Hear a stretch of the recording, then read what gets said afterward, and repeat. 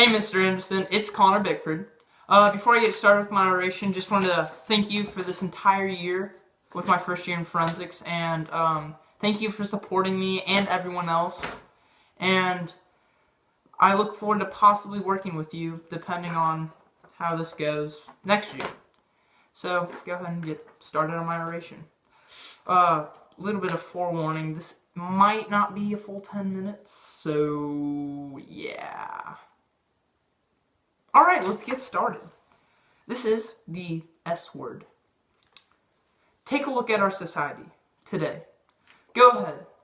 Think about it for a little bit. We've become obsessed with our appearance, how we look to others, and how others think about us. This has led to an epidemic. Now you may be thinking, well, there isn't an epidemic. I haven't heard about a disease or anything on the news. But it's true. There's an epidemic that is spreading across our country. The word itself makes society cringe at the pure thought. The S word. And no, I'm not talking about the 4-letter curse word. I'm talking about another word, a 7-letter word that is widely looked down upon. Suicide. All demographics are affected by the 7-letter tragedy. Suicide takes nearly 30,000 American lives every year. And that's just a minor fraction of the tragic numbers of people that are taken by suicide all around the world. First, we'll look at why suicide is looked down upon in our society and how we can change our view of it. Then, we'll see why victims look at suicide instead of seeking help and how we can get them help before it's too late. And finally, I will be talking about a personal experience with suicide and how it changed me to help alter the world's view of it. Now you're starting to think about suicide and the propaganda behind it. I say propaganda because there are those of us who say suicide is just someone who is a coward and that suicide isn't a real disease. I don't know who those people are, but they are flat out wrong. Suicide is a real mental disorder. It is someone who is trying to say that they needed help. They aren't insane, they were just normal people. However, society doesn't see suicide from this point of view. Society looks down upon suicide as someone who is crazy who killed themselves. This is the farthest thing from the truth. Another reason why suicide is looked down upon in our society is because even though there have been talks about suicide and multiple counts of awareness, it has not caught the attention of the public eye to change their opinion. Instead of looking at it as someone who took their own life, look at it as someone who wasn't able to get help to better themselves. There are many warning signs of possible suicide that someone may express if they are depressed, such as sleeping a lot or too little, or talking about feeling hopeless or wanting to die. In some situations, a person may mask their symptoms and not express any warning signs. With these signs comes the question of why people commit suicide in the first place. In many cases, it has been reported that victims had been depressed, feeling hopeless and giving up on living in this world.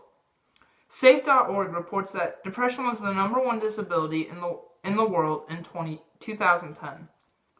Out of 8 billion people on this earth, depression affected us the most.